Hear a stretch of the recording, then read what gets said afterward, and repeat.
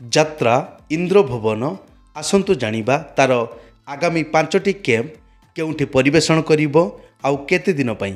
ଭିଡ଼ିଓଟି ଶେଷ ପର୍ଯ୍ୟନ୍ତ ଦେଖନ୍ତୁ, ସମ୍ପୂର୍ଣ୍ଣ କଥା ଜାଣିପାରିବେ।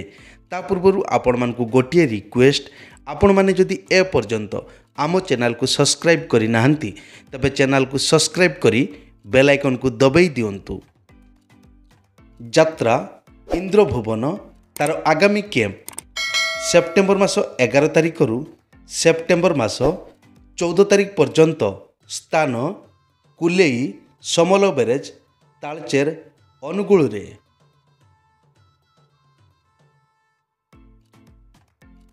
ଯାତ୍ରା ଇନ୍ଦ୍ରଭୁବନ ତାର ଆଗାମୀ କ୍ୟାମ୍ପ ସେପ୍ଟେମ୍ବର ମାସ 15 ତାରିଖରୁ ସେପ୍ଟେମ୍ବର ମାସ 19 ତାରିଖ ପର୍ଯ୍ୟନ୍ତ। ସ୍ଥାନ ଖଇରିପାଲି ରିଆମାଳ ଦେବଗଡ଼ରେ। ଯାତ୍ରା ଇନ୍ଦ୍ରଭୁବନ ତାର ଆଗାମୀ କ୍ୟାମ୍ପ ସେପ୍ଟେମ୍ବର ମାସ 20 ତାରିଖରୁ ସେପ୍ଟେମ୍ବର ମାସ 23 ତାରିଖ ପର୍ଯ୍ୟନ୍ତ। ସ୍ଥାନ ମେଘପାଳ ଜୁଜୁମରା ସମ୍ବଲପୁରରେ।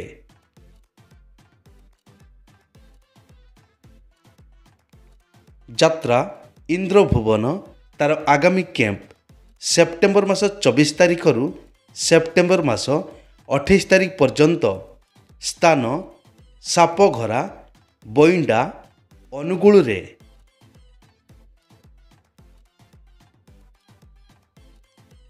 ଯାତ୍ରା ଇନ୍ଦ୍ରଭୁବନ ତାର ଆଗାମୀ କ୍ୟାମ୍ପ ସେପ୍ଟେମ୍ବର ମାସ 29 ତାରିଖରୁ ଅକ୍ଟୋବର ମାସ 2 ତାରିଖ ପର୍ଯ୍ୟନ୍ତ। ସ୍ଥାନ ବଳରାମ ଟାଉନସିପ୍ କଳିଙ୍ଗ କଲୋନୀ ତାଳଚେର ଅନୁଗୁଳରେ। ଦର୍ଶକ ବନ୍ଧୁ, ଏଇ ତ ଥିଲା ଯାତ୍ରା ଇନ୍ଦ୍ରଭୁବନର ତାର ଆଗାମୀ 5ଟି କ୍ୟାମ୍ପ ସମ୍ପର୍କରେ ସୂଚନା।